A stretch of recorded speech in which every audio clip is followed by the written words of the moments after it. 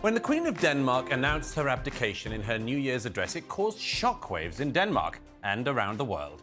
It's being called a shrewd move to save the Danish monarchy and avert disaster after her son's marriage has been beset by rumours of an affair. In a column for The Guardian, Simon Jenkins says King Charles should follow Denmark's example and tell us when he will abdicate. He argues that it puts our archaic system to shame. And Simon Jenkins joins me now. Simon Jenkins, thanks so much for joining us. So it seems a little early in the reign of King Charles to talk about abdication. What's the point? I'm not absolutely sure I said he should tell us now. That may be the headline getting the better of it. But no, I mean, I'm rather in favour of constitutional monarchy. But honestly, if you're going to have 7 or 8 monarchs around Europe, all of whom are hereditary monarchs, none of them have got any power, but they are heads of state. And if they are really going all to be in their 80s and possibly disabled in some sense, it makes monarchy look very odd. And all I'm saying is I think monarchy, unimportant though it is, just ought to grow up and modernise itself a bit, and that's what I'm suggesting. So what's your preferred date of departure for the king from the throne, then? How long do you think we should give him? As in the case of Denmark, I think he ought to go when he thinks he can't do the job full time. The Queen was obsessed, I know, or we know, with not showing any sense that she couldn't do the job. And she did amazingly well, and she shouldn't be the example for everybody. But in 4 cases that I cite in Low Countries and Scandinavia, they've said, look, I think I'm getting on. I can't do it as intensively as I used to do it.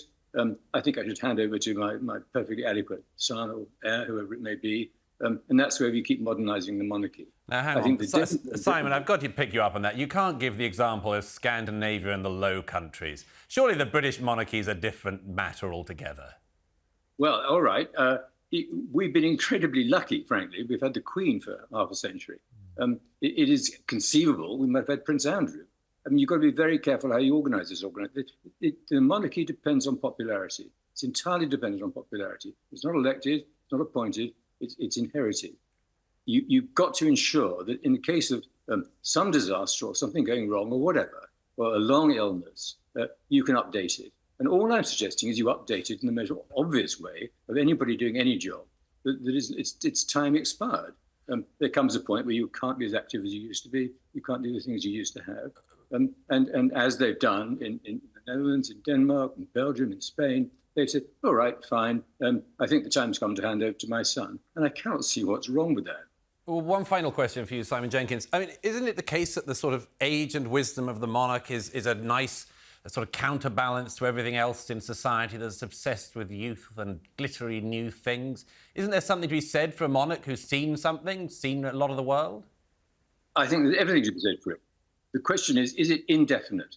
I mean, the principle that you in some sense have got to go on until you drop dead, I think is simply absurd. The Queen Victoria, the country was really sort of under a cloud throughout her long illness at the end of her life.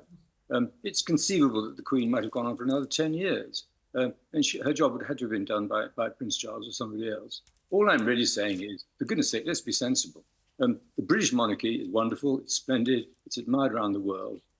I think it's over-elaborate, it's over-pompous, it's too extravagant in all sorts of ways. It doesn't look modern. But if it's always going to be done by someone who's in their 80s, it just looks absurd. But all I'm suggesting is, for goodness sake, let's have a sensible system whereby you do abdicate when you think you can't do it particularly well anymore. Got a perfect heir, there's nothing wrong with that. Let's go ahead with it. OK, well, thank you, Simon Jenkins. I've got a couple of guests in the studio here, but thank you. And I hope you keep on working till you drop dead at any rate. So thank you. I totally agree with you.